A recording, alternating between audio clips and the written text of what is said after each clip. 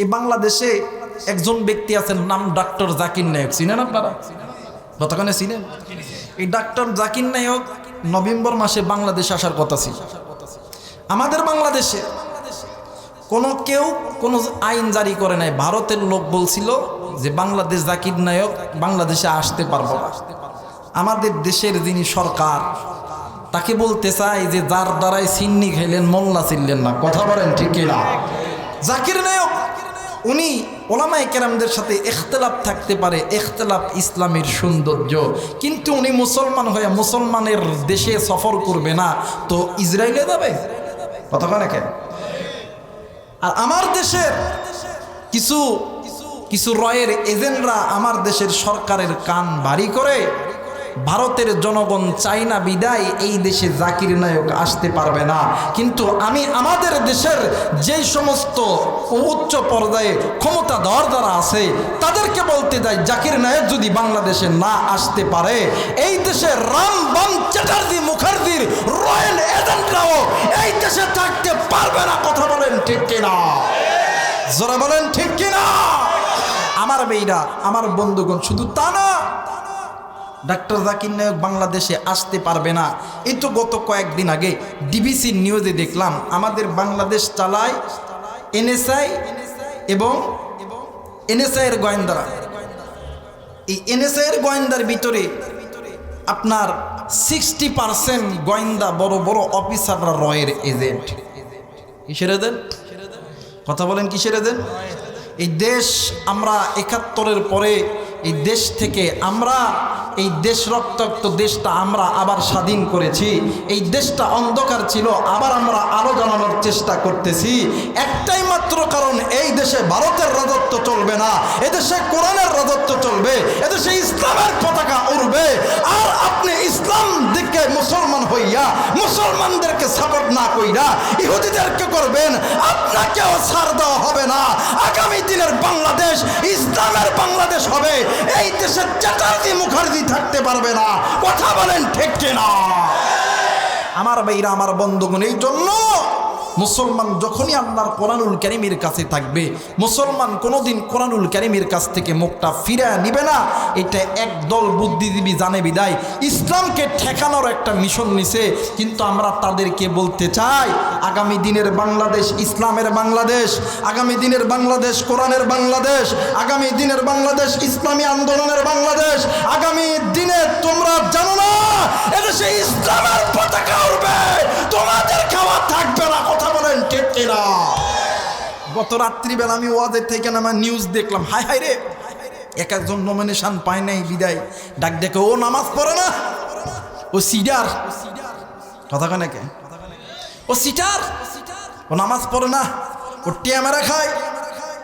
কিন্তু আমরা যারা ইসলামের পথে, ইসলামের দিনের পথে, কোরআনের পথে যারা থাকি, আমাদের পক্ষে যেই আসবে সে আমাদের দিনী ভাই। কথা বলেন ঠিক কিনা? কিন্তু বাদান ইসলামের পক্ষে থাকেন, কোরআনের পক্ষে থাকেন, এই কোরআন ছাড়া জান্নাতে যাওয়ার কোনো পথ হতে পারে? মুসলমান ভাইরা, আমার বন্ধুগণ, আল্লাহ রাব্বুল আলামিন ডাক দিয়ে বললেন, পৃথিবীর মানুষ, আমি আল্লাহ রাব্বুল আলামিন তোমাদেরকে, আমি আল্লাহ রাব্বুল আলামিন মানুষ হিসাবে সর্বশ্রেষ্ঠ বানাইছি। আমি আল্লাহ তোমাদেরকে উম্মতের দিক দিয়ে শ্রেষ্ঠ বানাইছি। আমি আল্লাহ তোমাদেরকে কিতাবের দিক দিয়ে আমি আল্লাহ শ্রেষ্ঠ বানাইছি। আমি আল্লাহ তোমাদেরকে নবীর দিক দিয়ে শ্রেষ্ঠ বানাইছি। আমি আল্লাহ তোমাদেরকে ধর্মের দিক দিয়ে শ্রেষ্ঠ ধর্ম আমি আল্লাহ দিয়েছি। এর কারণে একটাই হইল, আমি আল্লাহ রাব্বুল আলামিন চাই না তুমি আমার বান্দা, তুমি আমার বান্দি, তুমি আমার জাহান্নামে যাও। আমি আল্লাহ চাই তুমি আমার বান্দা, তুমি আমার বান্দি, তুমি আমার জান্নাতে যাও। কিন্তু বাবা গো, আজকে কোন দুনিয়ার মায় পড়িয়া আপনি না মুসলমান, নিজেকে মুসলমান দাবি করেন, আপনার মা বাবা মুসলমান, দাদা দাদি নানা নানি 14 গোষ্ঠী মুসলমান, আর এক কুষ্টিয়ার যুবক বন্ধু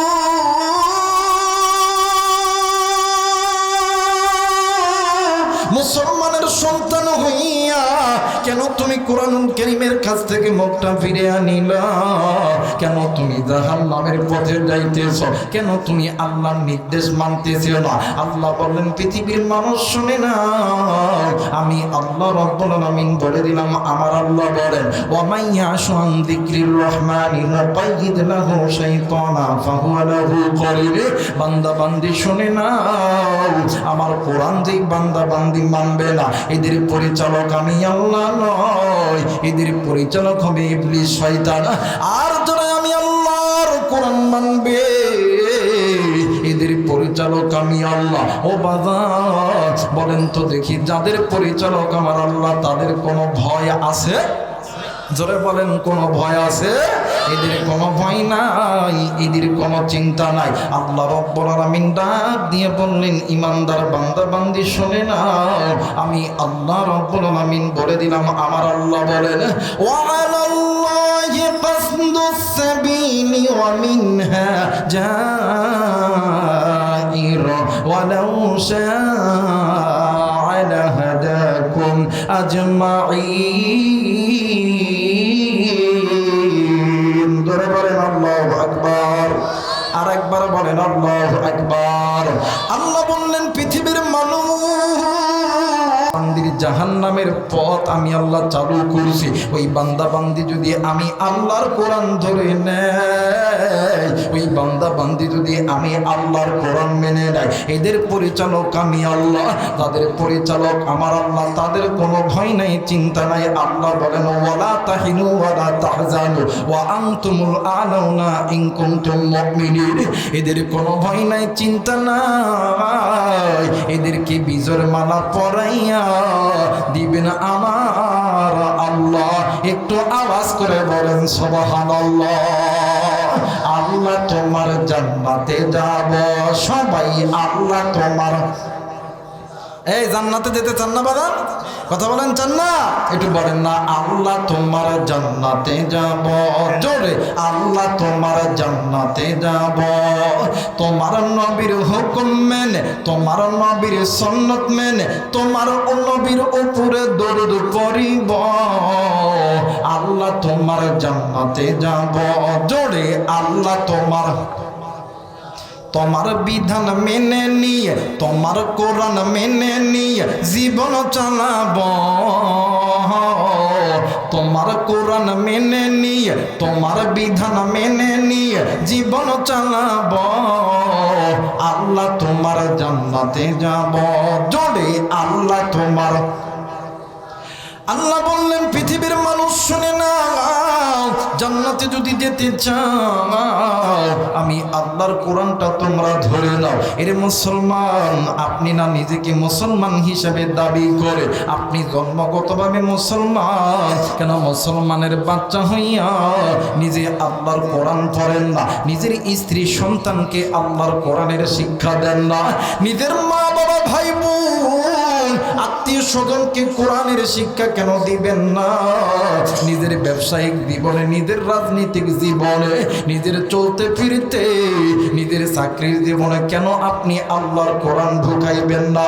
আল্লাহ বললেন পৃথিবীর মানুষ যারা এটা ঢুকাইবে না, যারা আমি আল্লাহর কোরআন মেনে নিবে না, আমি আল্লাহ বলে দিলাম ওয়ামান দাল্লা ফা ইন্নামা ইয়াদিল্লু আলাইহা। আমি আল্লাহ এদেরকে হাসরের ময়দানে আমি আল্লাহ জিজ্ঞাসা করব। শুধু তাই নয়, আমি আল্লাহ এদেরকে শাস্তির ব্যবস্থা আমি আল্লাহ করব।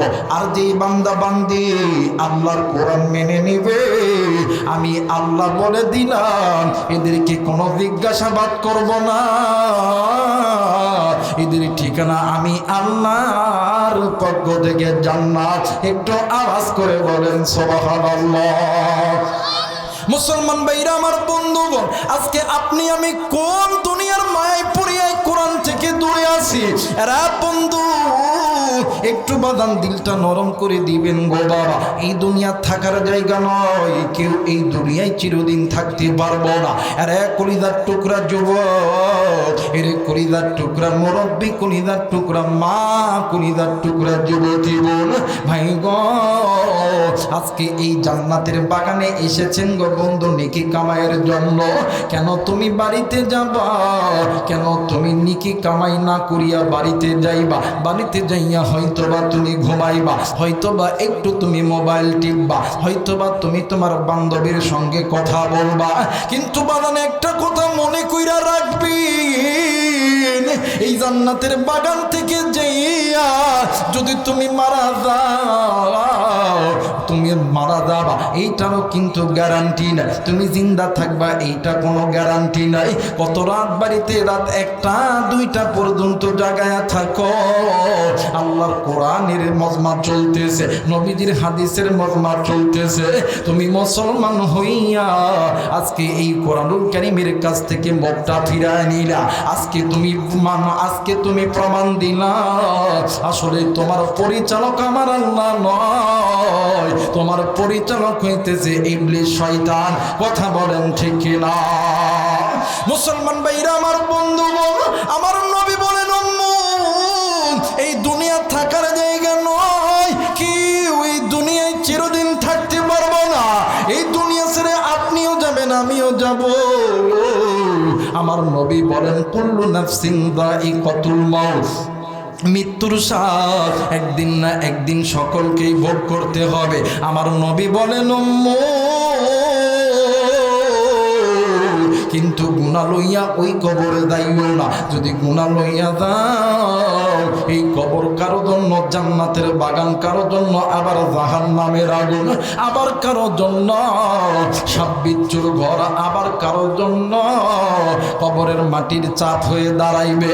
মুসলমান ভাইরা আমার, বন্ধুরা রে, আপনার আমার কাছে এমন কোন আমল নাই যে আমল দ্বারা আপনি আমি জান্নাতে যাব। ভাইজান নাম শুনছেন হযরত আবু বকর, নাম শুনছেন হযরত ওমর, নাম শুনছেন হযরত আলী, নাম শুনছেন হযরত উসমান। এই সাহাবী 4 জন সাহাবী জান্নাতি, এতে কোনো সন্দেহ আছে? যারা বলেন সন্দেহ আছে? না বাগান না। যারা মুসলমান হইয়া যারা সন্দেহ করবে, এদের ঈমান থাকবে না। তওবা কইরা কালেমা পড়া মুসলমান হইতে হবে। এরা জান্নাতের টিকিট প্রাপ্ত সাহাবী। রাত্রি যখন গভীর হইত, তাহাজ্জুদের নামাজে আল্লাহরে ডাক দিয়ে কই, আল্লাহ, না জানি কোন দিনের গুনাহের কারণে আমি আবু বকরের জান্নাতের টিকিট খানা বাতিল হইয়া গেছে। নাম শুনছেন হযরত ওমর, যে ওমর অর্ধ পৃথিবীর খলিফাতুল মুসলিমিন, আমিরুল মুমিনিন হযরত ওমর রাদিয়াল্লাহু তাআলা আনহু রাত্রি যখন গভীর হইত, তাহাজ্জুদের নামাজে উঠিয়া আল্লাহরে ডাক দিয়ে কইতো, আল্লাহ, না জানি কোন দিনের গুনাহের কারণে আমি ওমরের জান্নাত বাতিল হইয়া গেছে। হযরত আলী, হযরত উসমান এরাও কান্না করতেন। মুসলমান ভাইরা আমার, বন্ধুগণ, শুধু সাহাবীরা কাঁদতো না, আমার নবী যখনই জাহান্নামের কথা মনে হইতো, আমার নবীও ডুকরে ডুকরে কাঁদতো। বাদান্নে আমার নবী যদি জাহান্নামের ভয়ে কাঁদতে পারে, আমার নবীর সামনের গুনাহ আল্লাহ মাফ করছে। ওলামায়ে কেরাম আছে, মুফতি মুহাদ্দিস সাহেব আছে, এরপরে আলিয়া মাদ্রাসা, কওমি মাদ্রাসার ছাত্র ওস্তাদরা আছে। জিজ্ঞাসা করে দেখবেন, আল্লাহ আমার নবীর সামনের গুনাহ মাফ করছে, পিছনের গুনাহ মাফ করছে। এরপরও আমার নবী জাহান্নামের ভয়ে ডুকরে ডুকরে কান্দে। এরা বন্ধু, নবী যদি জাহান্নামের ভয়ে ডুকরে ডুকরে কান্দে, জান্নাতি সাহাবীরা যদি জাহান্নামের ভয়ে ডুকরে ডুকরে কান্দে, তাইলে কুষ্টিয়ার মুসলমান, আপনার কাছে আমার একটা প্রশ্ন হইল, বলো কি এমন আমল আছে না পড়ি নামাজ, না করি রোজা, না করি হজ, না দেই যাকাত, না আল্লাহর জমিনে আল্লাহর দিন কায়েম করতেছি, ভাই গো, এমন কোন আমল নাই যে আমল দিয়া তুমি আমি আল্লাহর জান্নাতে যাব? কথা বলেন ঠিক না? মুসলমান ভাইরা আমার বন্ধুগণ, এরা বাজান কোথায় কোথায় বেড়ে যায়। নাম শুনছেন হযরত, আর নাম শুনছেন হযরত ওমর রাদিয়াল্লাহু তাআলা আনহু। ভাই গো, হযরত ওমর যেদিন দুনিয়া থেকে মারা গেছে, এরে বন্ধু, ওমরকে ধোয়ানোর জন্য কয়েকজন সাহাবীরা ওমরকে ধোয়ানোর জন্য রেডি হয়ে গেছে। ওমরের গায়ের কাপড় যখন খুলছে, হঠাৎ কইরা নজর কইরা দেখে গো, ওমরের পিঠে কেমন জানি কালো কালো দাগ দেখা যায়। ডাক দিয়ে কই একজন আর একজনে ডাক দিয়ে কই বাইরে, ওমরের পিঠে এইরকম ভাবে চাবুকের দাগ কেমন দেখা যায়? যেই ওমর অর্ধ পৃথিবী শাসন করেছে, ওই ওমরের পিঠে কেমন জানি কালো কালো দাগ দেখা যায়, চামড়ার চাবুকের আঘাতের দাগ দেখা যায়, রক্ত মারা গেছে এই দাগটা দেখা যায়। সাহাবীরা একজন দুইজন করে কানাঘুষা করতেছে। কয়েকজন সাহাবী মিলিয়া তৎকালীন সময়ে হযরত আলী এবং ওমরকে এই কথাটা বাতাইছে। এই কথাটা শোনার পর সাহাবীরা মিলিয়া ওমরের সন্তান আব্দুল্লাহর কাছে গেছে। ডাক দিয়ে কই, আব্দুল্লাহ রে, এইরকম ঘটনা তোমার বাবার কি হয়েছে? এমন কোন আমল আসেনি যে আমলের কারণে বা এমন কোন ব্যক্তি তোমারে মারছে, এই জন্য তোমার বাবার এই সমস্যা? ডাক দিয়ে কই, চাচা জানি না, কিন্তু আমার বাবার একটা ডায়েরি আছে। আমার বাবা প্রতিদিন যে যে কাজ করতো, ওই কাজটা ওই ডায়েরির মধ্যে লিপিবদ্ধ করত। সাহাবীরা ডায়েরিটা খুইলা দেখে হযরত ওমর প্রতি রাত্রি বেলা রাষ্ট্র শাসন করার পর প্রতি রাত্রি বেলা 200 রাকাত তাহাজ্জুদ নামাজ আদায় করত।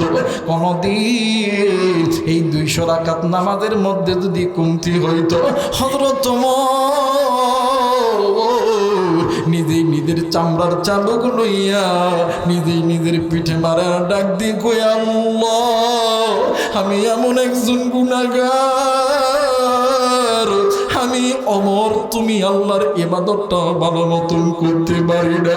আল্লাহ গো, এই কথা বলিয়া নিজের পেটে নিজেই হযরত ওমর বাড়ি মারে।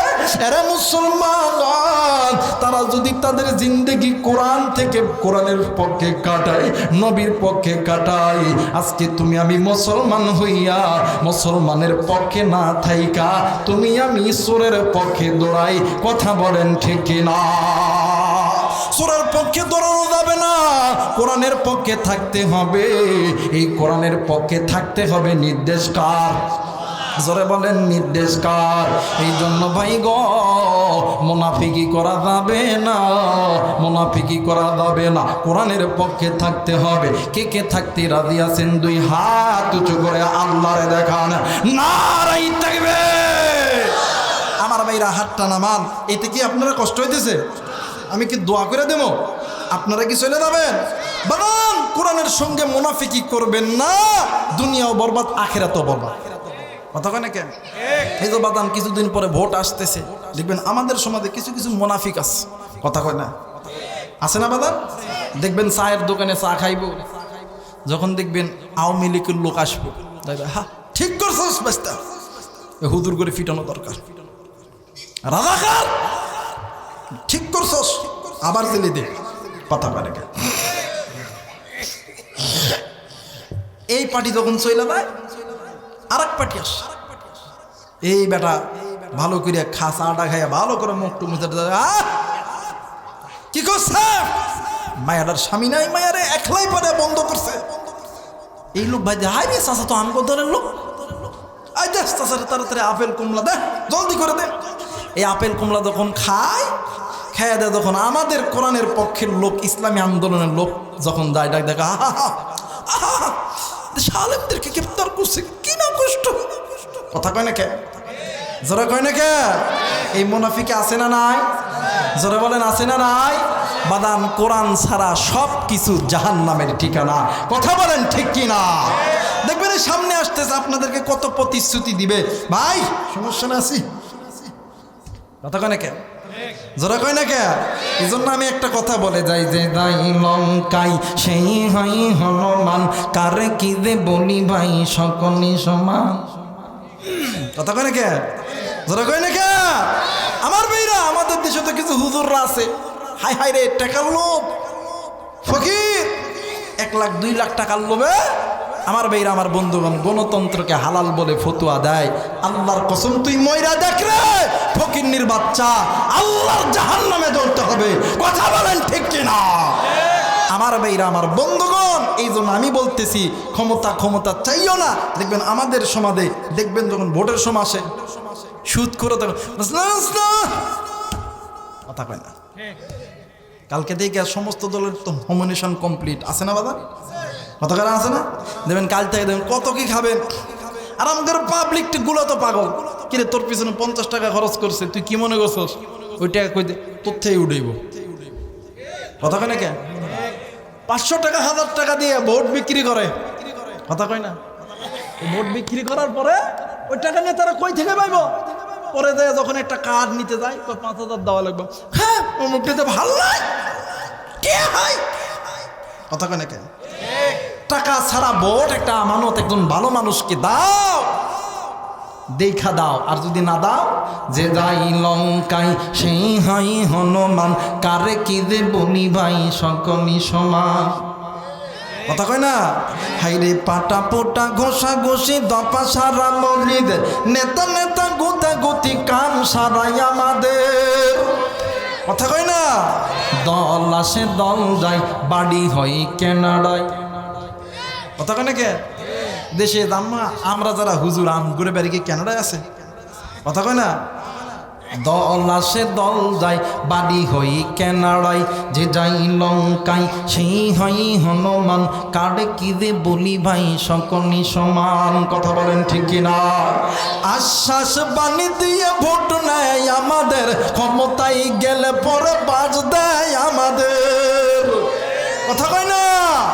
আশ্বাস বাণী দিয়ে ভোট নেয় আমাদের, ক্ষমতায় গেলে পর বাজ দেয় আমাদের, যে যাই লঙ্কায় সেই হয় হনুমান, কারে কি দে বলি ভাই সকলি সমান, কথা কয় না কেন?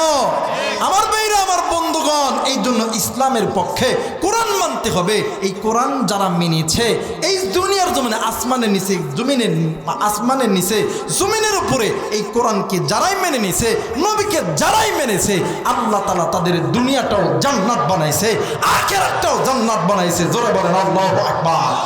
আর এই কোরআনের পক্ষে থাকতে গেলে বাবা প্রতিবাদ, হামলা মামলা, জেল জুলুম নির্যাতন আসতেই পারে, স্বাভাবিক, কিন্তু ইজ্জত বাড়ায় দেয় কে? কথা বলেন কে? যুগে যুগে ইতিহাস লেখা দেখা যায়, আল্লাহর পথে যারা কাজ করে যায়, কথা বলেন ঠিক কিনা? বিনা পরীক্ষাতে পাস নাই হায়, ভয় নাই রে কোনো ভয় নাই, আল্লাহ যদি থাকে সহায়, নারাই তাকবীর, নারাই তাকবীর। এই জন্য সহায় যারা কোরআন মানবে, নবী মানবে, এদের পক্ষে যিনি আছেন তিনি কে? জোরে বলেন তিনি কে? মুসলমান ভাইরা আমার বন্ধুগণ, আমার ভাইরা আমার বাবাজিরারি, এ কুষ্টিয়ার যুবক বন্ধু, কলিজার টুকরা, কলিজার টুকরা বোন, কলিজার টুকরা বাবা, কলিজার টুকরা ভাইয়া, মোবাইল থাকলে রেকর্ড করে নাও। আমি চলে যাওয়ার পরে এই বয়ানটি তুমি শুনবা, তোমার বন্ধু বান্ধব মা বাবারে শোনাইবা। কেন তারা কোরআন মানে না? এরা বন্ধু এই পৃথিবীর জমিনে যত রকম কিতাব আছে, বুখারী বলেন, তিরমিজি বলেন, নাসাই বলেন, ইবনে মাদা বলেন, মুহাত্তে মালিক বলেন, এই কিতাবগুলো ব্যতীত আরো যত বড় বড় কিতাব আছে ভাই গো, এই কিতাবগুলোর ভিতরে সবচেয়ে বেশি হাদিস বর্ণনা করেছে উম্মুল মুমিনিন জগৎ জননী মা আয়েশা রাদিয়াল্লাহু তাআলা আনহা। আরো হাদিস বর্ণনা করেছেন হযরতে আনাস রাদিয়াল্লাহু তাআলা আনহু। আরো হাদিস বর্ণনা করেছেন হযরতে আবু হুরায়রা রাদিয়াল্লাহু তাআলা আনহা।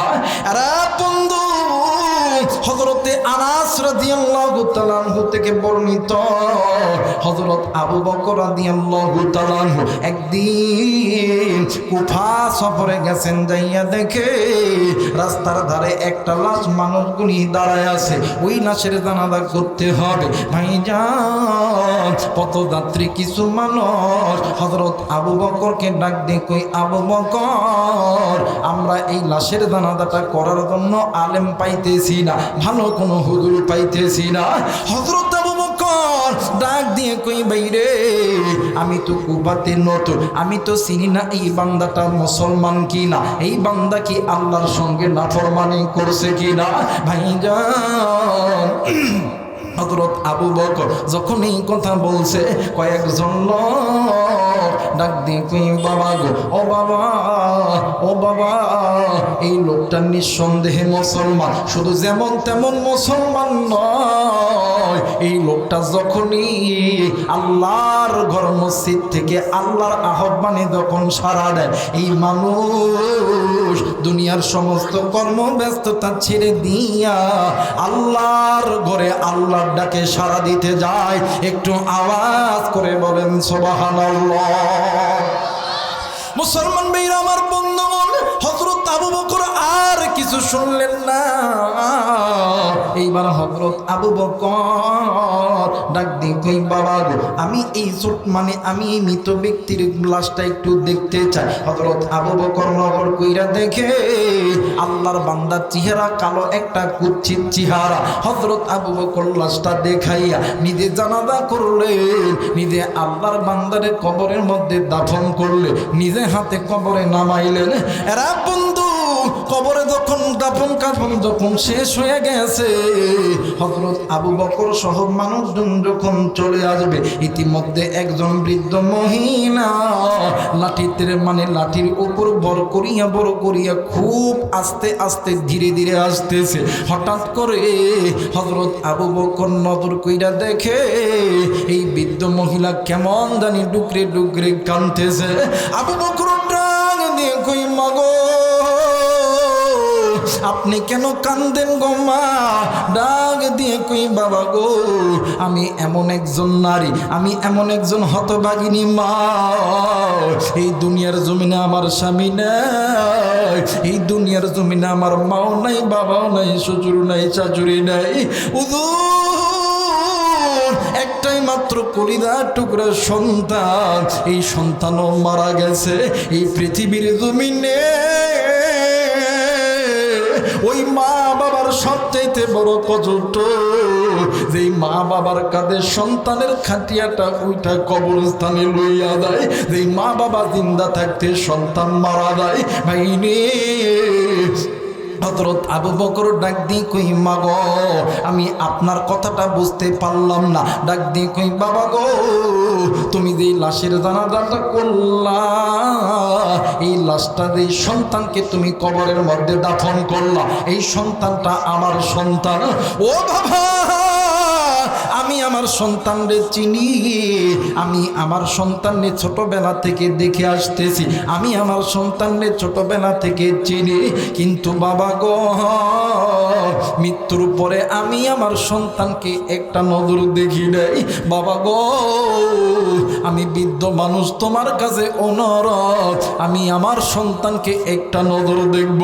আবু বকর ডাক দিয়ে কই মা, দাফন কাফন কমপ্লিট হয়ে গেছে, আপনি কেন দেখবেন? ডাক দিয়ে কই আবু বকর, যে সন্তানের জন্যে আমি মা মৃত্যু থেকে উঠে এসেছি, আমার আল্লাহ মৃত্যু থেকে আমারে বাঁচাইছে। ওই প্রসবের যন্ত্রণায় আমি মা কত না কষ্ট করছি, ওই জায়গার থেকে আল্লাহ আমারে বাঁচাইছে। এই সন্তানের জন্য আমি কত কষ্ট করেছি, আজকে আমি মা সন্তান মরার পরে সন্তানকে দেখতে পারলাম না। এই দুনিয়ার জমিনে আমার কেউ নাই, এই দুনিয়ার জমিনে আমার মা কইয়া ডাকবে আমার কেউ নাই। আমি আমার সন্তানকে এক নজরে দেখব, হাসরের ময়দানে আমি যেন আমার সন্তানের চেহারাটা যেন দেখতে পারি। এক পর্যায়ে হযরত আবু বকর সহ কয়েকজন ব্যক্তি মিলিয়া পরামর্শ করলো, কিন্তু পরামর্শ করার আগে ডাক দিয়ে কই মা, তোমার কাছে তিনটা প্রশ্ন। এক নাম্বার প্রশ্ন হইল, তোমার সন্তানকে দেখার পরে তুমি কান্না করতে পারবা না। দুই নাম্বার, তুমি সন্তানের সন্তানের লাশটা দেখিয়া কবরে ঝাঁপায়া পড়তে পারবা না। তিন নাম্বার, তুমি সেন্সলেন্স হতে পারবা না। এরা বন্ধু মা তিনটা শর্ত মেনেছে, তিনটা শর্তেই মা কমপ্লিট আছে। কিন্তু বাদান এই দুনিয়ার জমিনে এমন কোনো মা নাই রে সন্তানের মৃত সন্তানের লাশটা দেখিয়া দাঁড়ায়া থাকতে পারে। এই দুনিয়ার জমিনে এমন কোনো মা নাই রে কবরস্থানে দেয় সন্তানের লাশ দেখিয়া ওই কবর থেকে উঠে আসতে পারে। বাইরা রে, ওই মারে কোন যুবক তুমি কষ্ট দাও, ওই মায়ের সঙ্গে কোন যুবক তুমি খারাপ ব্যবহার করো, ওই মায়ের সঙ্গে কোন যুবক তুমি জোরে কথা বলো। সন্ধ্যে যুবক শুন, আমার নবী বলেন এই দুনিয়ার জমিনে যার মা আছে বাবা আছে এর মতন সুখী এর মতন দুনিয়ার কেউ নেই। মাদার নাই রে বাজার নাই রে, এর মতন এতিমের মতন অচর কেউ নাই রে বাবা। আমার নবী বলেন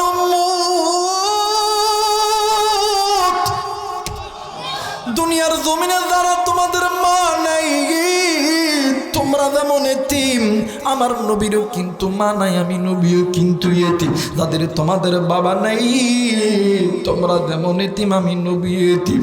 অনেক আছে তোমাদের মাও নাই বাবাও নাই, তোমরা যেমন এতিম, আমি নবীও কিন্তু এতিম। আমি নবীদের মাও নাই বাবাও নাই,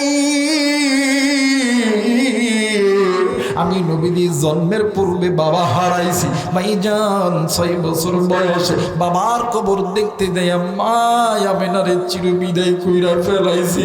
সন্ধ্যে পৃথিবীর মানুষ শুনে না আমি নবীজি এই পৃথিবীর জমিনে মায়ের আদর কিরম বাবার আদর কিরম পাই নাই। আরে মুসলমান উম্মত শুনে না, দুনিয়াতে যারা মা বাবার খিদমত করবে, যারা মা বাবারে ভালোবাসবে, হাসরের ময়দান যেদিন কায়েম হবে, আমি নবীদি কথা দিলাম আমি নবীদি ওই বান্দা বান্দিরে উম্মত বলিয়া দাবি কর্ম। একটু আওয়াজ করে বলেন সুবহানাল্লাহ, আরেকবার বলেন সুবহানাল্লাহ। মুসলমান বাবাইরা রে আমার, এইবারে হযরত আবু বকর এই কবরটা যখন খনন করতে লাগছে, ভাইজান হযরত আবু বকর কবরটা খনন কইরা দেখে কিছুক্ষণ আগে 5 থেকে 10 মিনিট 15 মিনিট আধা ঘন্টা আগে এই কবরে একজন কালো মানুষকে দাফন করা হয়েছিল। ওই কবরের মানুষ আর কালো নাই, ওই কবরটা পুরোটাই আল্লাহর জান্নাতের নূরের তাদাল্লিতে আল্লাহ তাআলা সুন্দর বানায় দিয়েছে। আওয়াজ করে বলেন সুবহানাল্লাহ। হযরত আবু বকর ডাক দিয়ে কই আল্লাহ ও মালিক, এইটা কেমনে করে সম্ভব? কিছুক্ষণ আগে তোমার বান্দা ছিল কালো, কবরে আমি নিজে হাতে নামাইছি, নামাইতেও দেখছি কালো। এই তো বাদান 20 মিনিট আধা ঘন্টার ভিতরে এই কবরটা কেমন করে হয়ে দাঁড়ালো? হযরত আবু বকর ডাক দিয়ে কই মালিক, তোমার এই বান্দা কি এমন আমল করছে, এই আমলটা আমি আবু বকরের জানা দরকার। আওয়াজ করে বলেন সুবহানাল্লাহ, আরেকবার বলেন সুবহানাল্লাহ। লা ইলাহা, আরো জোরে লা ইলাহা ইল্লাল্লাহ, লা ইলাহা, আরো জোরে লা ইলাহা ইল্লাল্লাহ, লা ইলাহা। ভাইজান জগত পাগল কাবার জন্যে, কাবা পাগল মাবুদের হাইরে মাবুদ পাগল নবীর জন্যে, নবী পাগল উম্মতের। লা ইলাহা, আরো জোরে লা ইলাহা ইল্লাল্লাহ, লা ইলাহা। একটু দাঁড়ান দাঁড়ান, দেখবেন যেটা আওয়াজ করবো না, আল্লাহর নামের জিকির করবো না, ওইটা শেষ রাত্রে মুনাফিক হয়ে বসে। কথা বলেন ঠিক কিনা? সবাই একটু জিকির করেন আর নিজের গুনাহটাকে মাটির সঙ্গে মিশায়া দেন। এসেছেন নাকি কামায়ের জন্য, কেন আপনি গুনাহ লইয়া যাবেন? লা ইলাহা ইল্লাল্লাহ, আরো জোরে লা ইলাহা, আরো জোরে লা ইলাহা মুহাম্মদ, লা ইলাহা ইল্লাল্লাহ, লা ইলাহা, লা ইল্লাল্লাহু মুহাম্মাদুর রাসূলুল্লাহ। সকলেই পড়ি সাল্লাল্লাহু আলাইহি ওয়াসাল্লাম। এইবারে মা সন্তানের লাশের দিকে দেখিয়া মার অন্তর ফাইটা যায়, কিন্তু মা কাঁদতে পারে না।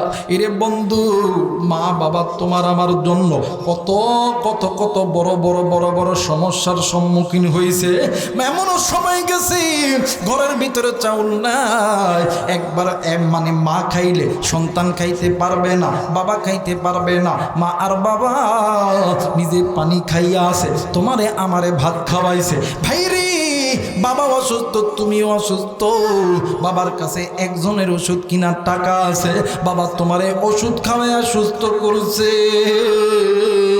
কিন্তু বাবা নিজে ওষুধ খাই নাই। বন্ধুরে, আল্লাহর কোরআন কেন তোমরা মানবা না রে বাবা? আল্লাহ বলেন ওয়া ক্বাদা রাব্বুকা আল্লা তা'বুদু ইল্লা ইয়্যাহু ওয়া বিল ওয়ালিদাইনি ইহসানা। আমি আল্লাহ এবং আমার নবীর অনগত্য ইবাদত করার পরে তোমরা তোমাদের মা বাবার খেদমত করো। কথাটি বুঝে থাকলে জবাব দিবেন, কথাটি কার? আরেকবার বলেন কার? কিন্তু বাদান, এখন আমাদের সমাজে এমনও যুবক আছে আল্লাহর খেদমত তো দূরের কথা, এরপরে মা বাবার খেদমত তো দূরের কথা, শ্বশুর শাশুড়ির খেদমত করে, মা বাবারে গালি দেয়। আমার আল্লাহ বলেন, ডাক দিয়ে বললেন, নবী গো, তোমার উম্মতদেরকে জানায় দাও, দুনিয়ার জমিনে আমি আল্লাহ এবং আপনি নবীর অনগত্য ইবাদত করার পরে যারা মা বাবার খেদমত করবে ওদের জন্য আমি আল্লাহর জান্নাতের দরজা খোলা। এ মুসলমান বাব্বাইরা রে আমার, 2 নাম্বার আমার নবী বলে, দুনিয়াতে যারা মা বাবার খেদমত করবে আমি নবী বইলা গেলাম হাসরের চাকরির মধ্যে শান্তি নাই। আমি আবু রাইহান বইলা গেলাম আজকে রাত্রিবেলা বাড়িতে যাইবা, ওই মা বাবার কাছে দোয়া নিবা। এরা বন্ধু কেমন করে বুঝাইলে বুঝবেন?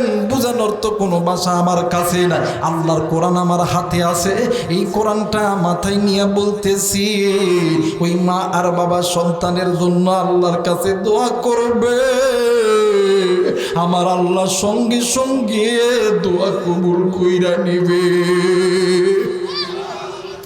আরে কলিজার টুকরা যুবক, তুই আর্মি হবে, পুলিশ হবে, বিডিআর হবে, রাব হবে, এমপি হবে, মন্ত্রী হবে।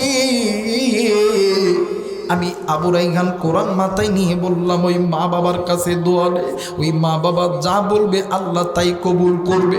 ওই মারে তুই কষ্ট দিস, ওই মারে ভাত দিস না, শ্বশুর শাশুড়ির কাছে দোয়া নিস। ভাইরে, একদিন আল্লাহ নবী জনাবে মুহাম্মদ রাসূলুল্লাহ সাল্লাল্লাহু আলাইহি ওয়াসাল্লাম আল্লাহর নবী সাহাবীদের সামনে কথা বলতেছিলেন, কথা শেষ হয়ে গেছে, মজমা শেষ। ইতিমধ্যে কিছু সাহাবীরা ডাক দিয়ে কই, নবীজি আমরা চলে যাইতেছি, আপনি একটু আমাদের জন্য দোয়া করেন। আল্লাহর নবী ডাক দিয়ে কই, সাহাবী, এই দুনিয়ার জমিনে তোমাদের মা তোমাদের বাবা জিন্দা আছে কিনা? সাহাবী ডাক দিয়ে বললেন, ইয়া রাসূলুল্লাহ, জি জি জি, আমাদের মা আমাদের বাবা জিন্দা আছে। আল্লাহর নবী এত সুন্দর মানুষ এই পৃথিবীর জমিনের নবীর চাইতে সুন্দর আল্লাহ কেউ বানাই নাই। উম্মুল মুমিনিন জগৎ জননী আয়েশা রাদিয়াল্লাহু তাআলা আনহা হাদিসের কিতাবের মধ্যে বর্ণনা করে, ইউসুফ নবীর চেহারা দেখে মিশরের মেয়েরা তারা আপেল কাটতে দেয় নিজের হাতে আঙ্গুলের ছুরি দিছে। ওরা যদি আমার নবী মুহাম্মদরে দেখতো, ওরা নিজেই নিজের কলিজার মধ্যে ছুরি চালাইত। মুসলমান ভাইরা আমার, বন্ধুগণ, কোনো দেখে কোনো নজর নাই, আল্লাহর নবীর পুরো চেহারা লাল টকটকে হয়ে গেছে, নবীজির গায়ের রগগুলি দাঁড়ায় গেছে। আল্লাহর নবী ডাক দিয়ে কই, সাহাবীরা রে তোমরা কি কইলা আর একবার বলো না। সাহাবী ডাক দিয়ে কই, নবী গো আমাদের জন্য একটু দোয়া করবেন। আল্লাহর নবী ডাক দিয়ে কই, সাহাবী আমি নবীর দোয়া আল্লাহর দরবারে কবুল, কিন্তু আমি নবীর দোয়ার আগে তোমার মা বাবার দোয়া আল্লাহর দরবারে কবুল। একটু আওয়াজ করে বলেন সুবহানাল্লাহ। নবী যদি বলে উম্মত মায়ের দোয়া, আমি নবীর দোয়ার আগে মায়ের দোয়া বাবার দোয়া কবুল, কাছে কেন দোয়া নাও না, বাবার কাছে কেন দোয়া নাও না? এরে যুবক, দাঁত থাকতে দাঁতের মর্ম বল। ওই মা যেদিন চলিয়া যাবে, ওই বাপ যেদিন চলিয়া যাবে, ওই দিন বুঝবি যুবক তুই কত বড় নিয়ামত হারাইছিস।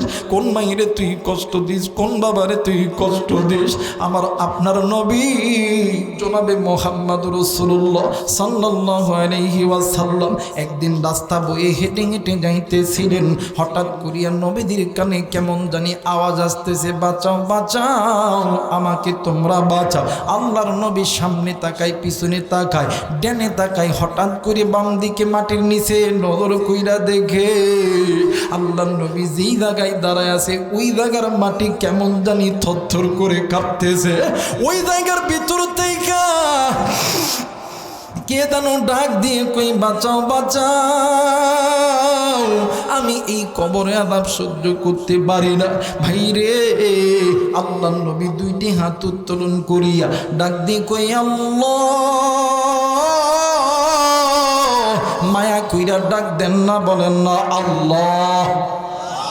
এই বাদাম রাত্রিবেলা হাইকোর্টের দরজা বন্ধ, সুপ্রিম কোর্টের দরজা বন্ধ, আমার আল্লাহর গুনামাপের দোকান খোলা। একটা বার ডাক দিয়ে বলেন না আল্লাহ, আর একবার ডাক দেন না, বলেন না আল্লাহ। আমার নবী ডাক দিয়ে কই, আল্লাহ, তোমার গোলাম রে তুমি আল্লাহ তো তৈরি করছো জাহান্নামে দেওয়ার জন্য, তো বানাও রে আল্লাহ।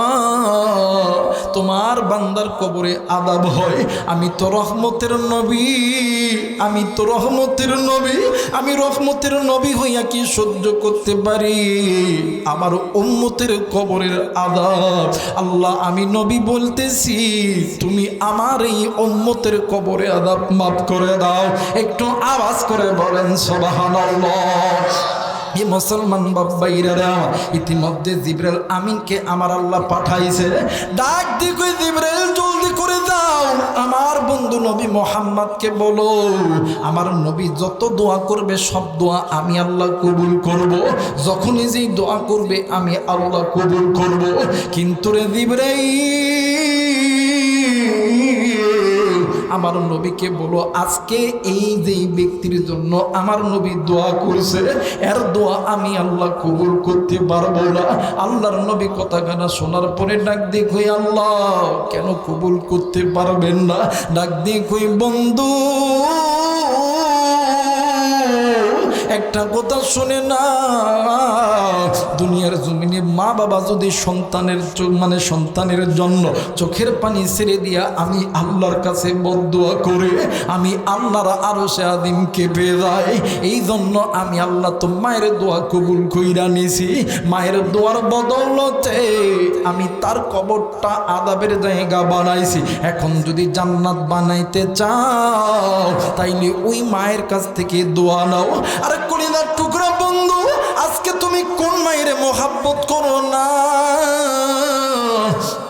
কোন মায়েরে তুমি ভালোবাসো না? এ ইবি থানার বাবারা, এ কলিজার টুকরা যুবক ভাইরা, এ মাদিলার যুবতী বোনেরা রে, কেন তুমি মা বাবার অবাধ্য হয়ে চলাফেরা করো? আরে বন্ধু দেখ দেখ দেখ দেখ, মায়ের চোখের ফোটার পানির কত দাম, মা বাবার জবানের কত দাম। নবী দোয়া করছে, নবীর দোয়া আল্লাহ কবুল করে নাই, কবরের আযাব চলতেছে আযাব। আল্লাহ নবী আল্লাহর ওই বান্দিরে খোদার পর আল্লাহ নবী ডাক দিয়ে কই, মাগো আপনি একটু আমার সঙ্গে যাইতে হবে গো মা। ওই মাকে ওই স্থান থেকে একটু দূরে লইয়া ডাক দিয়ে কই, মা সন্তান ল্যাংরা হোক, লুলা হোক, কানা হোক, খোরা হোক, চোর হোক, ডাকাত হোক, এই সন্তানকে আপনার চোখের সামনে কেউ যদি মারে, কেউ যদি আগুনে নিক্ষেপ করে, তুমি মা সহ্য করতে পারবা? ডাক দিয়ে কই, না না না। ডাক দিয়ে কই, মাগো আপনি একটু সামনের দিকে চলেন না। আর বন্ধু মা জননী নজর কইরা দেখে কবরের মধ্যে দেখা মাও কান্দে। আল্লাহ নবী ডাক দিয়ে কই, মা গো এইটা অন্য কোনো কবর নয়, এইটা তোমার সন্তানের কবর গো মা। ও মা, তোমার সন্তানকে তুমি বদদোয়া দিছো মা, আমার আল্লাহর আরশে আযীমে কবুল। আমি নবী দোয়া করছি, আমি নবীর দোয়া আমার আল্লাহ ফেরত দিছে গো মা। তুমি যদি সন্তানকে মাপ না করো মা, আমার আল্লাহ কোনোদিন তোমার সন্তানকে মাফ করবে না। আরে কুষ্টিয়ার যুবক বন্ধু, মা বাবা থাকতে কদর করো, চইলা গেলে পাবা না। যেই মা যেই বাবা তোমার আমার হাজার হাজার ইচ্ছা পূরণ করছে, যেই মা যেই বাবা তোমার আমার জন্য খরচা কাজ করছে, রিক্সা চালাইছে, ভ্যান চালাইছে, জমিতে কাজ করছে, যেই মা ঈদের ভিতরে তোমারে আমারে মার্কেট করিয়া দেয়, নিজে মার্কেট করে না, যেই মার বাবা নিজের জন্য ধার করিয়া কর্জ করিয়া তোমার আমার জন্য খাবার আনে, কিন্তু মা বাবা খাই না রে বন্ধু। এরা বাদান কোনো দিকে কোনো নজর নেই, খুব খেয়াল করে শোনা চাই রে বাদান। এই তো বাদান কয়েক বছর আগের একটা ঘটনা। এই তো বাদান এই দিক দিয়ে ফরিদপুর রাজবাড়ির পরে ফরিদপুর, এই ফরিদপুর ডিস্ট্রিক্টে বয়ানে এসেছিলাম। হঠাৎ করে যেই জায়গায় বয়ানে আইছি, আসার পরে শুনি ওই জায়গায় মাহফিল হবে না। আমি বলতেছি কেন হবে না? ডাক দিয়ে কই হুজুর, আপনারে যে আল্লাহর বান্দা বিদেশ থেকে দাওয়াত দিছে, ওই আল্লাহর বান্দা আজকে সকালবেলা দুনিয়া থেকে মারা গেছে। আমি বললাম এইটা কেমনে সম্ভব? আমার সঙ্গে একটু আমার সঙ্গে সকালবেলা কথা হয়েছে, এই সময়ে এখন মৃত্যুর খবর। আমি যখন বললাম ভাইয়া, এসেই যখন পড়েছি মাহফিল যখন হবে না আমার কোনো সমস্যা নাই, কিন্তু যেই ভাই আমার সঙ্গে এত সুন্দর আন্তরিকতার আচরণ করেছে, আমি তার জানাজা একটু করব। বন্ধুরে, মাগরিবের নামাজের পরে জানাজা, ওই জানাজা করার জন্য যখন আল্লাহর বান্দার গ্রামে যাইয়া যখন গাড়ি দাঁড় করাইছি, বাদামদের রাস্তা থেকে একটু হেঁটে যেতে হয়। যেখান থেকে গাড়ি থেকে নামছি, হাঁটতেছি, আল্লাহর কসম দিয়া বলি এমন কোনো নারী পুরুষ নাই, ছোট বড় নাই, যুবক যুবতী নাই, কারো চোখের কোনায় পানি নাই, সকলেই খালি কান্দে আর কান্দে। তখন আমার অন্তরের মধ্যে একটা ডাক কেটে গেল, নিঃসন্দেহে আল্লাহর এই বান্দা একজন ভালো মানুষ। এরা বন্ধু হাঁটতে হাঁটতে সকলের চোখের দিকে তাকাই, সকলেই কান্দে। হাঁটতে হাঁটতে দেয় নজর কইরা দেখি আল্লাহর বান্দা কাঠের খাটের উপরে শুইয়া আছে। ওই খাটিয়ার ডেন অথবা বাম পাশে 2, 3, 4 বছরের একটা কন্যা সন্তান। ডাক দিয়ে কই আব্বু, তুমি একটা বার আমারে কোলে নাও না আব্বু। আব্বু গো, আমি জীবনে কোনো দিন আর তোমার কোলে চলতাম না গো বাবা। ও বাবা, তুমি কেন রাগ করে আসো বাবা? এই কথা বলিয়া বাবার ড্যান গানে চুমু দেয়। ডাক দিয়ে কই আব্বু, এই যে দেখো না, আমি তোমার গালে চুম্মা দিছি, তুমি কি আমারে মা কুয়া ডাক দিবা না? এই সন্তান গেলে কান্দি, এক পর্যায়ে ডাক দিয়ে কই আব্বু, আমি জীবনে কোনো দিন আমি তোমার কাছে কোনো জিনিস চাইব না আব্বু গো। তুমি একটা বার শুধুমাত্র আমার দিকে তাকাও। এলাকার কিছু মানুষ ছোট্ট বাচ্চাকে যখন বাড়ির দিকে তখন লইয়া যাবে, ছোট্ট বাচ্চা বাবার গলায় এমনি কইরা ধরছে, আর ডাক দিয়ে কই আমি যাবো না রে। আমার বাবা আমার উপরে রাগ করছে, আমার বাবা আমার উপরে রাগ করি, আমার বাবা আমার লোকে কথা কয় না, আমার বাবা কেন আমারে ডাক দেয় না, আমার বাবা আমার উপর রাগ করছে। ডাক দিয়ে কই আব্বু, আমার জামা লাগবে না, আমার কোনো জিনিস লাগবে না, তুমি আমারে একটা বার মা কয়া ডাক দাও, মা কয়া ডাক দাও। এই চিত্রকণা দেখিয়া এমন কোন যুবক নাই রে কান্দে নাই, এমন কোন নারী পুরুষ নাই যে কান্দে নাই। সন্তান এমন করিয়া বাবার খুল্লা ধরিয়া আছে, আমি জানি না রে ওই ধারে কার জানি মা নেই, কার জানি বাবা নেই। কি গো বন্ধু, এতিম হইয়া এই জায়গায় বইছো? বন্ধুর এই মাহফিল যে বাড়িতে যাবি, তুমিও যাবো আমিও যাবো, মা কুয়া ডাক দিলে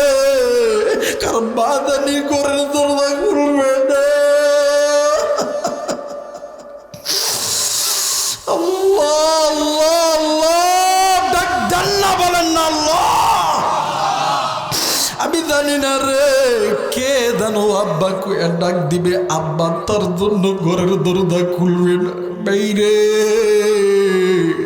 ওই জনম দুঃখিনী মা যে কার নাই রে, বাপ যে কার নাই রে, ওই মা বাবার জন্য আমি মুসাফির পাগলের সঙ্গে দোয়া কইরা কি বাড়িতে যাইবেন, দুই হাত উঁচু করিয়া আমার আল্লাহরে দেখায়া দাও, নারাই তাকবীর।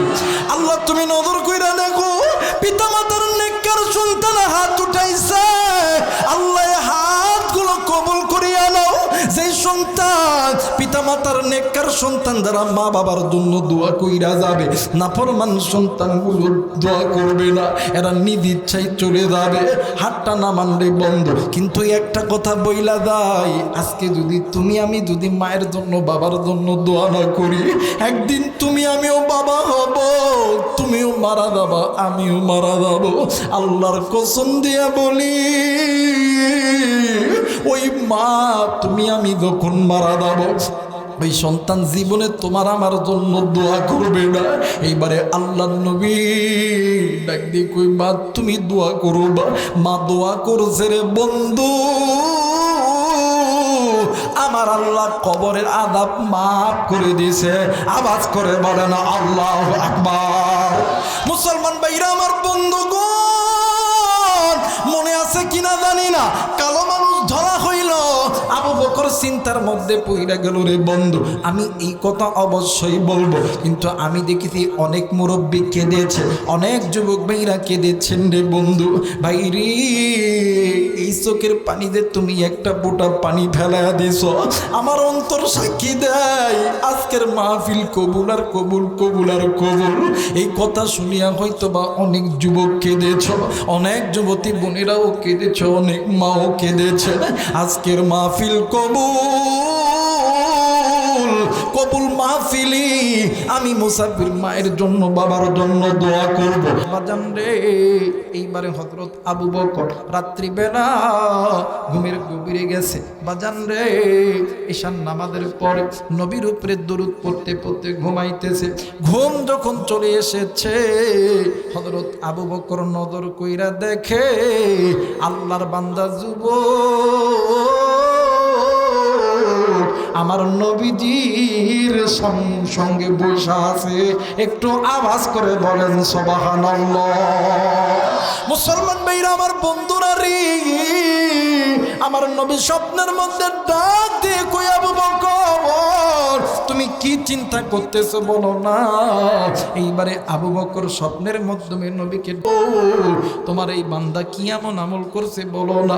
ডাক দিয়ে কই, আবু বকর আল্লাহ তো বলছে দুনিয়ার জমিনে যেই বান্দা যেই বান্দি আল্লাহর হুকুম মানবে, আল্লাহর বিধান মানবে, আমি নবীর সুন্নত তরিকায় চলবে, কোরআনের পথ সঠিক পথে চলবে, বাঁকা পথে চলবে না, এদের পরিচালক আমার আল্লাহ হয়ে যায়। এদের কোনো ভয় নাই, চিন্তা নাই। যারা কোরআন মানে এদেরকে আমার আল্লাহ জাহান্নামে দিবে না, এদেরকে আমার আল্লাহ জান্নাতে দিবে। একটু আওয়াজ করে বলেন সুবহানাল্লাহ। মুসলমান ভাইরা আমার বন্ধুগণ, অনেক মায়ের জায়গায় আছেন, মাগো আপনি কেন ইসলামের বিধান আপনি মানবেন না গো? মাগো তোমার মতন মা ছিল খাদিজা, তোমার মতন মা ছিল মা রহিমা, তোমার মতন মা ছিল মা সুমাইয়া। একটা রাত্রে একটা কয়টা বলে মা, আমিও তো একজন মায়ের সন্তান। এই সমাজে অনেক মা আছে।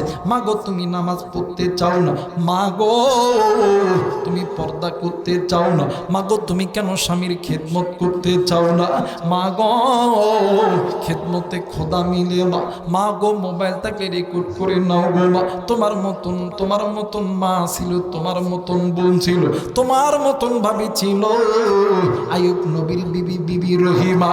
আরে বন্ধু আমার ভাইরা, আমার বাবাজিরা রে, আইয়ুব নবীর বিবি রহিমা, আইয়ুব নবীরে আমার আল্লাহ পরীক্ষার মধ্যে ফেলাইছে। এমন পরীক্ষা, আইয়ুব নবীর গা থেকে মাথা পর্যন্ত পুরো শরীর ঘা আর ঘা আমার আল্লাহ দিয়া দিয়েছে। আইয়ুব নবীর যতগুলো বিবি ছিল,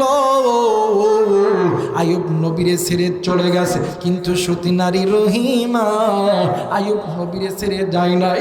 এলাকার মানুষগুলি আইয়ুব নবীরে সমাজ থেকে বাহির করে দিয়েছে। ভাই গো, আইয়ুব নবী জঙ্গলে থাকে, বিবি রহিমা এমন খেদমত করা শুরু করে দিল। আইয়ুব নবীর যেই জায়গার ঘা থেকে পোকা জমিনে পইরা যাইতো, আইয়ুব নবী ওই জায়গায় যখন চুলকানি শুরু হয়ে যাইতো, বিবি রহিমা নিজের দিব্যার আগা দিয়া ওই জায়গার মধ্যে চুলকায়া দিত। একটু আওয়াজ করে বলেন সুবহানাল্লাহ। মাগো, তোমাদেরকে বলে দেয়, স্বামী যদি গরিব হয়, স্বামী যদি অসুস্থ হয়, স্বামী যদি বিদেশ চলে যায়, স্বামী যদি অ্যাক্সিডেন্ট করে, তুমি অন্য পুরুষের সঙ্গে তুমি পরকীয়ার সম্পর্কে লিপ্ত হও, অন্য পুরুষের সঙ্গে তুমি চলে যাও, মাগো এইটা তোমাকে জাহান্নামে নিয়ে যাওয়ার জন্য যথেষ্ট। কারণ আল্লাহ বলেন, হুন্না লিবাসুল লাকুম ওয়া আনতুম লিবাসুল লাহুন। ও মা, তোমার স্বামী তোমার জন্য পোশাক, তোমার স্বামী তোমার জন্য পোশাক।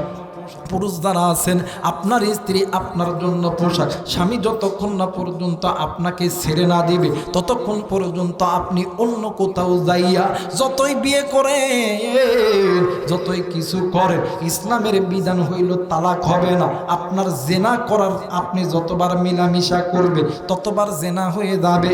এই জন্য বলতে চাই, মা স্বামীরে মোহাব্বত করেন, ভালোবাসেন।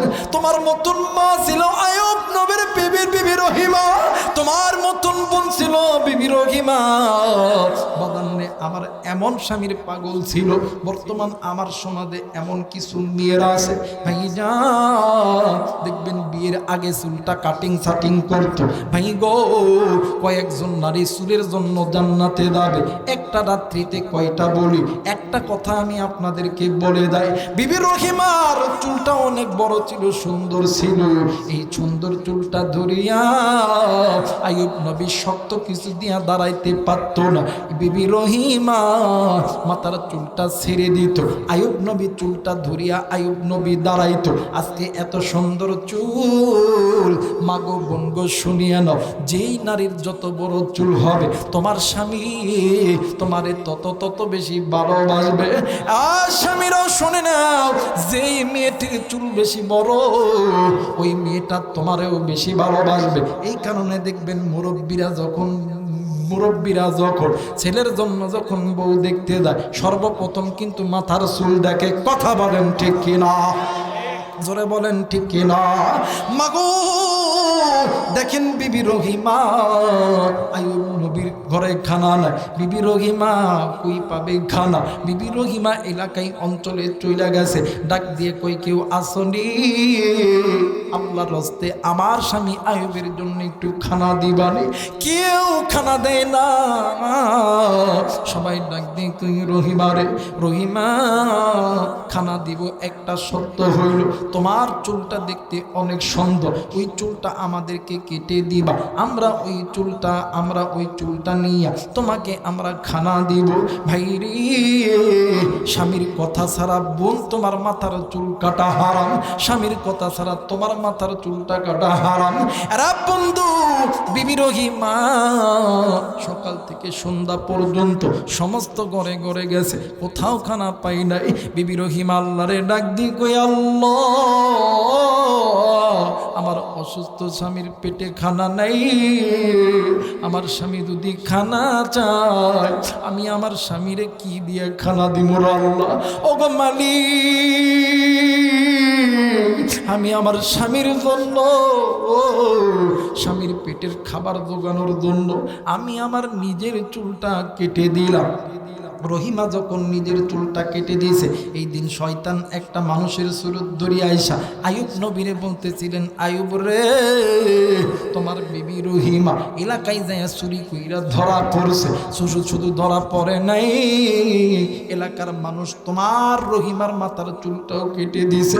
আইয়ুব নবী আল্লাহর ডাক দিয়ে কই, আল্লাহ, তাফসীরের কিতাবের মধ্যে পাওয়া যায়, আইয়ুব নবী ডাক দিয়ে কই, আল্লাহ ও মালিক তুমি আমারে কত পরীক্ষা করবা, আমার পা থেকে মাথা পর্যন্ত আমার শরীরে ঘা দিছো, ঘায়ের মধ্যে পোকা দিছো, এই জন্য আমার যতগুলো বিবি ছিল সমস্ত বিবিরা আমারে ছেড়ে চলে গেছে, কিন্তু সতী নারী রহিমা আমারে ছেড়ে যায় নাই।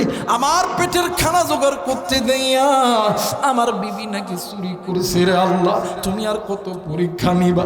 আমি যেই স্ত্রীর মাথার চুলটা ধরিয়া আমি আইয়ুব দাঁড়ায়া দেয়, ওই চুলটা নাকি কেটে নিছে আল্লাহ, আমি আর কত পরীক্ষা দিব রে আল্লাহ। জিবরাইল ইতিমধ্যে হাজির, ডাক দিয়ে কই আইয়ুব রে তোমার পরীক্ষার দিন সে, তুমি যেই জায়গার মধ্যে বসে আছো ওই জায়গার ভিতরে ডান পায়ের গোলারে দিয়া জোরে করে একটা লাথি মারো, ওই জায়গা থেকে পানি বাইরে হবে, ওই পানিতে তুমি গোসল দাও, আল্লাহ তোমারে 20, 22, 18 বছরের যুবক আমার আল্লাহ বানায়া দিবে।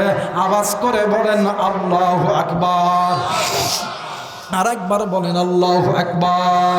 মুসলমান ভাইরা আমার বন্ধুগণ, মুফাসসিরিনে কিরাম বর্ণনা করে আইয়ুব নবী ডান পায়ের গিরালি দিয়া ওই জায়গার মধ্যে যখন বাড়ি মারছে, ঝর্ণা শুরু হয়েছে, আইয়ুব নবী গোসল দিছে, গোসল দেওয়ার পর আইয়ুব নবী ওই জায়গার ভিতরে ওখান থেকে বাইরে হয়েছে বিবিকে খোঁজার জন্য। ভাইজান এইদিকে রহিমা যখন বাড়িতে আইছে আর একজন শয়তান সুরত ধরিয়া ডাক দিয়ে কই রহিমা রে তুমি নাকি খানা চুরি করছো, এই কথা তোমার স্বামী শুনতে পাইছে, স্বামী শুনতে পাইয়া তোমার উপরে রাগ করিয়া চইলা গেছে। দেখবেন আমাদের সমাজে স্বামী স্ত্রী ঝগড়া হইলে একদল কুটনা মানুষ থাকে, দেখবেন খালি লাগায়া দেয় লাগায়া দেয়, পুরুষ খালি মহিলারে ফিটায়া যায়। আবার এমনও পুরুষ আছে বইয়ের কাজে কয় তোমার স্বামী ওইটা করে, বাড়িতে আসলে দেখবেন স্ত্রী স্বামীর টর্চারিং শুরু করে। না বাদান না, এটা হইল শয়তানের অসাবসা। দেখবেন কিছু মানুষ আছে স্বামীর কথা দেয় বউরে লাগা, বইয়ের কথা দেয় স্বামীরে লাগা, এরা দেখবেন কূটনৈতিক বিদ, এরা হইতেছে শয়তান শয়তান শয়তান। কথা বলেন ঠিক না? মুসলমান ভাইরা আমার বন্ধুগণ, চাইছিলাম আরো দীর্ঘ আলোচনা করব, কিন্তু না বাদাম না, রাত্রি অনেক গভীর হয়ে গেছে রে বন্ধু, অনেক আলোচনা রাত্রি বেলা মাথার মধ্যে ঢুকতেছে। বাদাম রে এইবারে বিবি রহিমা সুন্দর করে উযু বানাইয়া যাই নামাজ পাড়াইয়া 2 রাকাত নামাজ আদায় করলে, এই 2 রাকাত নামাজ আদায় করিয়া বিবি রহিমা আল্লাহরে ডাক দিয়ে কই আল্লাহ কেউ জানে না তুমি জানো আমি আমার আইয়ুবরে কি পরিমাণ ভালোবাসি রে আল্লাহ। আল্লাহ গো তুমি জানো আমি তো খানা চুরি করি নাই গো আল্লাহ, আমি আমার স্বামীর পেটের ক্ষুধা নিবারণ করতে যাই আমি আমার মাথার চুলটা কেটে দিছি। এইদিকে কে জানো আয়েশা আমার আইয়ুবরে বলছে, আমার আইয়ুব আমার উপরে রাগ করিয়া ঘরের থেকে চলে গেছে। আল্লাহ গো আমি বিবি রহিমা আবার স্বামীর যদি না পাই, আমি রহিমা আমি আমার এই জীবন রাখবো না। এইদিকে আইয়ুব নবী ঘরের দরজায় এসে কথাগুলো শুনতে যে হারা বন্ধু, এক পর্যায়ে আইয়ুব নবী বিবি রহিমারে পিছন থেকে দৌড়াইয়া ডাক দিয়ে কই রহিমা রে আমি বুঝা গেছি তুই আমারে অনেক বেশি ভালোবাসিস রহিমা। ইতিমধ্যে জিবরাইল আমিন হাজির হয়েছে, ডাক দিয়ে কই নবীজি ইয়া রাসূলুল্লাহ ইয়া হাবিবাল্লাহ, আপনি আজকে রহিমার জন্য যেই দোয়া আল্লাহর কাছে করবে ওই দোয়া আমার আল্লাহ কবুল করে নেবে। একটু আওয়াজ করে বলেন সুবহানাল্লাহ। এই জন্য মাদেরকে বলে দেয় মা গো আমার স্বামীর খেদমতটাও কইরেন, নামাজ রোজা আদায় করেন। আল্লাহ তাআলা আপনাকে আমাকে সকলকে দিনে কথাগুলা বোঝার তৌফিক দান করুক। জোরে বলেন আমিন।